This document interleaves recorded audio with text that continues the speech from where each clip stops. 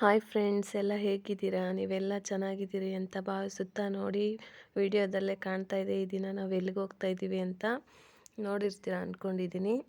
ಆದರೂ ಇನ್ನೊಮ್ಮೆ ಹೇಳ್ತಾ ಇದ್ದೀನಿ, ನಾನು ಈಶಾ ಫೌಂಡೇಶನ್ ಚಿಕ್ಕಬಳ್ಳಾಪುರ, ಅದು ಅಲ್ಲಿಗೆ ಹೋಗ್ತಾ ಇರೋದು. ಸುಂದರ ಬೆಟ್ಟ ಗುಡ್ಡಗಳ ನಡುವಿನ ಈಶಾ ನೋಡಲು ತುಂಬ ಖುಷಿಯಾಗುತ್ತೆ. ಸುಂದರವಾಗಿದೆ ಪ್ಲೇಸ್ ಮಾತ್ರ. ಸುತ್ತಲೂ ಹಸಿರಿನ ವಾತಾವರಣ ಇದೆ. ಅಲ್ಲಿ ಹೋದರೆ ಮನಸ್ಸಿಗೆ ಒಂಥರ ಸಮಾಧಾನ. ನಮಗೆ ಹತ್ರ ಇರೋದ್ರಿಂದ ಹೋಗ್ತಾ ಇರ್ತೀವಿ. ವಿಡಿಯೋ ಹಾಕಿರಲಿಲ್ಲ, ಈಗ ಹಾಕ್ತಾಯಿದ್ದೀನಿ ಅಷ್ಟೇ. ನೋಡಿ, ತುಂಬಾ ಚೆನ್ನಾಗಿರುತ್ತೆ ಇಲ್ಲಿ ಹೋಗಿ ಬಂದರೆ. ನೀವು ಹೋಗಿಲ್ಲ ಅಂದರೆ ಹೋಗಿ ಬನ್ನಿ. ಹೋಗೋದಕ್ಕೆ ಕೂಡ ಅನುಕೂಲ ಇದೆ. ಚಿಕ್ಕಬಳ್ಳಾಪುರಕ್ಕೆ ಬಂದು ಅಲ್ಲಿಂದ ಬಸ್ ವ್ಯವಸ್ಥೆ ಕೂಡ ಇದೆ. ನೋಡಿ, ಅಲ್ಲಿ ಬೆಟ್ಟದ ಮೇಲೆ ಕಾಣ್ತಾ ಇದೆ, ಅಲ್ಲಿ ಕೂಡ ದೇವಸ್ಥಾನಗಳಿದೆ ಮೇಲೆ. ಅಲ್ಲಿಗೆ ಹೋಗೋದಕ್ಕೆ ಕಾಲ್ದಾರಿ ಹತ್ಕೊಂಡು ಹೋಗ್ಬೇಕಷ್ಟೇ. ಮತ್ತು ಇಲ್ಲಿ ಬಂಡೆಗಳ ಮಧ್ಯೆ ನೀರು ಕೂಡ ಇದೆ. ನೋಡಿ ಎಷ್ಟು ಚೆನ್ನಾಗಿದೆ. ವಾತಾವರಣ ನೋಡೋದಕ್ಕೆ ತುಂಬ ಸುಂದರವಾಗಿರುತ್ತೆ. ಇಲ್ಲಿ ದೂರದ ಊರುಗಳಿಂದ ಬರ್ತಾ ಇರ್ತಾರೆ. ತುಂಬ ವೀಕೆಂಡಲ್ಲಂತೂ ಬರೋದಕ್ಕೆ ಹೋಗಬೇಡಿ, ಕಾಲಿಡೋದಕ್ಕೆ ಜಾಗ ಇರಲ್ಲ, ಅಷ್ಟೊಂದು ಜನ ಇರ್ತಾರೆ. ಮತ್ತು ಇಲ್ಲಿ ವಿಶೇಷತೆ ಏನು ಗೊತ್ತಾ, ರಾತ್ರಿ 7 ಗಂಟೆ ಅಥವಾ 7:15ಕ್ಕೆ ಶಿವನಿಗೆ ಲೈಟಿಂಗ್ಸ್ ಇರುತ್ತೆ ಇಲ್ಲಿ. ಅದಕ್ಕೋಸ್ಕರ ತುಂಬ ಜನ ವೆಯ್ಟಿಂಗ್ ಮಾಡ್ತಾರೆ.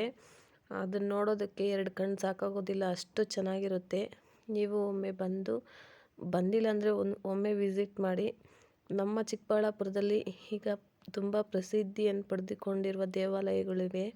ಅದರಲ್ಲಿ ಈ ಈಶಾ ಫೌಂಡೇಶನ್ ಕೂಡ ಒಂದು. ಮತ್ತು ಇಲ್ಲಿಗೆ ಇನ್ನೂ ಹತ್ತಿರವಾಗಿದೆ ಅದು ನಂದಿ ಮತ್ತು ನಂದಿ ಹಿಲ್ಸು ಹತ್ತಿರ ಇರುತ್ತೆ. ಇಲ್ಲಿಗೆ ಭೇಟಿ ಕೊಟ್ಟು ಅಲ್ಲಿಗೂ ಸಹ ಹೋಗ್ಬೋದು. ಕೊಯಂಬತ್ತೂರ್ಗೆ ಹೋಗಿ ಶಿವನನ್ನು ನೋಡೋದಕ್ಕಾಗಲ್ಲ. ಹೋಗೋರು ಹೋಗ್ತಾರೆ, ಕೆಲವರಿಂದ ಆಗೋದಿಲ್ವಲ್ಲ. ಇದು ಬೆಂಗಳೂರಿಗೆ ಹತ್ತಿರ ಇರೋದ್ರಿಂದ ತುಂಬ ಹೆಲ್ಪ್ ಆಗುತ್ತೆ. ನೀವು ಒಮ್ಮೆ ವಿಸಿಟ್ ಮಾಡಿ. ನಾವು ತುಂಬ ಹತ್ರ ಬಂದುಬಿಟ್ಟಿದ್ದೀವಿ ಈಗ. ಬಸ್ ಕೂಡ ಅಲ್ಲೇ ಹತ್ರನೇ ನಿಲ್ಲಿಸುತ್ತೆ. ಓನ್ ವೆಹಿಕಲ್ ಇದ್ದರೂ ಕೂಡ ಹೋಗಿ ಬರ್ಬೋದು. ಆಗಿಲ್ಲ ಅಂದರೆ ಟ್ರಾನ್ಸ್ಪೋರ್ಟ್ ಅನುಕೂಲ ಕೂಡ ಇದೆ ಇಲ್ಲಿ. ನೋಡಿ, ಸುತ್ತಲೂ ಬೆಟ್ಟ ಗುಡ್ಡಗಳು, ಹಸುರಿನ ವಾತಾವರಣ ತುಂಬಾ ಚೆನ್ನಾಗಿದೆ. ಮೊದಲು ನಾವು ಊಟ ಮಾಡಿಕೊಂಡು, ನೋಡಿ ಇಲ್ಲಿ ಶಿವಂದು ಸ್ಟ್ಯಾಚು ಇಟ್ಟಿದ್ದಾರಲ್ಲ, ಇಲ್ಲಿ ಎಲ್ಲ ವಸ್ತುಗಳು ನಮಗೆ ದೇವರ ವಿಗ್ರಹ ಮತ್ತು ಸ್ಯಾರಿ ಮತ್ತು ದೀಪದ ಅಗರಬತ್ತಿಗಳು ಮತ್ತು ಇನ್ನೂ ಅನೇಕ ವಸ್ತುಗಳನ್ನು ಇಟ್ಟಿದ್ದಾರೆ ಇಲ್ಲಿ. ಮತ್ತು ಬಿಲ್ ಕೂಡ ಅದ್ರ ಮೇಲೇ ಬರೆದಿಟ್ಟಿರ್ತಾರೆ. ನೋಡಿಬಿಟ್ಟು ನಿಮ್ಗೆ ಇಷ್ಟ ಆದರೆ ತಗೊಂಡು ಪೇ ಮಾಡಿ ಬಂದ್ಬರೋದು. ಮತ್ತು ನೋಡಿ, ಅಲ್ಲಿ ನೋಡೋದಕ್ಕೆ ಬಂದಿರ್ತಾರಲ್ಲ ಪ್ರವಾಸಿಗರು, ಅವರು ಮತ್ತು ಊಟದ ವ್ಯವಸ್ಥೆ, ಊಟ ಬೇಕಾಗಿರೋರು ಊಟ ಮಾಡ್ಕೊಳ್ಬಹುದು. ಅಲ್ಲಿಂದ ನಾವು ನಡ್ಕೊಂಡು ಬರ್ತಿರ್ಬೇಕಾದ್ರೆ ಇನ್ನೂ ಕೆಳಗಡೆ ಹೋಟೆಲ್ಗಳು ಎಲ್ಲ ಇದ್ದಾವೆ. ಮತ್ತು ಇಲ್ಲಿ ಏನಂದರೆ ಈ ಕನ್ಸ್ಟ್ರಕ್ಷನ್ಸ್ ನಡೀತಾನೆ ಇದೆ ಈಗಲೂ. ಇನ್ನೂ ಮುಂಚೆ 6 ತಿಂಗಳು ವರ್ಷಕ್ಕೆ ಮುಂಚೆ ಇಲ್ಲೆಲ್ಲ ನೀಟಾಗಿ ಏನೂ ರೆಡಿ ಆಗಿರಲಿಲ್ಲ. ಈಗಾದರೂ ಸ್ವಲ್ಪ ರೆಡಿ ಮಾಡ್ತಿದ್ದಾರೆ, ನೀಟಾಗಿದೆ ಈಗ. ಮತ್ತು ನಾವಿಲ್ಲಿ ಶಿವನ ಹತ್ರ ಹೋಗ್ತಾ ಇದ್ದೀವಿ.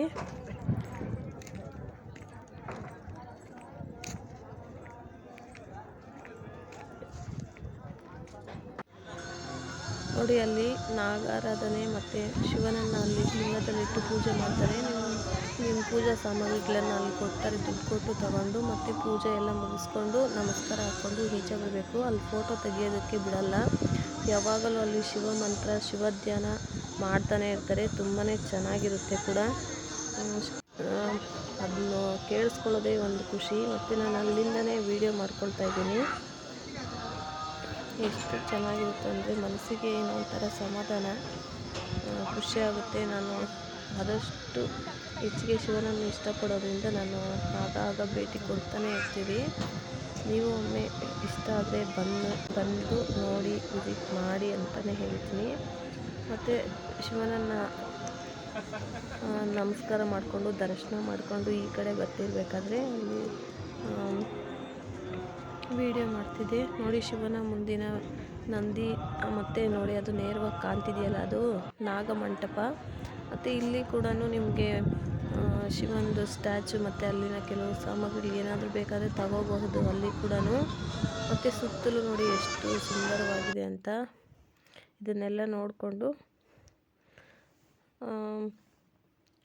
ಮನೆಗೆ ವಾಪಸ್ ಬರ್ತಿರ್ಬೇಕಾದ್ರೆ ವಿಡಿಯೋ ಮಾಡ್ಕೊಂಡಿದ್ದು.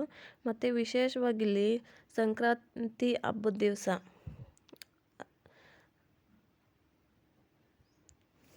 ಸಂಕ್ರಾಂತಿ ಹಬ್ಬಕ್ಕೆ ವಿಶೇಷವಾಗಿ ಇಲ್ಲಿ ಮಹಾ ತ್ರಿಶೂಲ ಲೋಕಾರ್ಪಣಾ ಕಾರ್ಯಕ್ರಮ ಇದೆ. ಯಾರೆಲ್ಲ ವಿಡಿಯೋ ನೋಡಿದ್ದೀರಾ ದಯವಿಟ್ಟು ಆ ಒಂದು ಕಾರ್ಯಕ್ರಮಕ್ಕೆ ಬನ್ನಿ.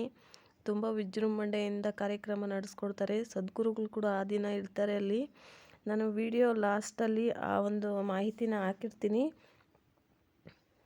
ನೋಡಿ ವಿಸಿಟ್ ಮಾಡಿ ಅಂತೇಳ್ತಾ, ಯಾರಿಗೆಲ್ಲ ಈ ವಿಡಿಯೋ ಇಷ್ಟ ಆಯಿತು, ಯಾರೆಲ್ಲ ಈ ವಿಡಿಯೋನ ನೋಡಿದ್ದೀರಾ ಅವರೆಲ್ಲ ಕಮೆಂಟ್ ಮಾಡಿ ತಿಳಿಸಿ. ಹಾಗೆ ವಿಡಿಯೋ ಪೂರ್ತಿ ನೋಡಿ, ಲೈಕ್ ಮಾಡಿ, ಸಬ್ಸ್ಕ್ರೈಬ್ ಮಾಡಿಕೊಂಡು ವಿಡಿಯೋ ನೋಡಿ. ಎಲ್ಲರಿಗೂ ತುಂಬು ಹೃದಯದ ಧನ್ಯವಾದಗಳು.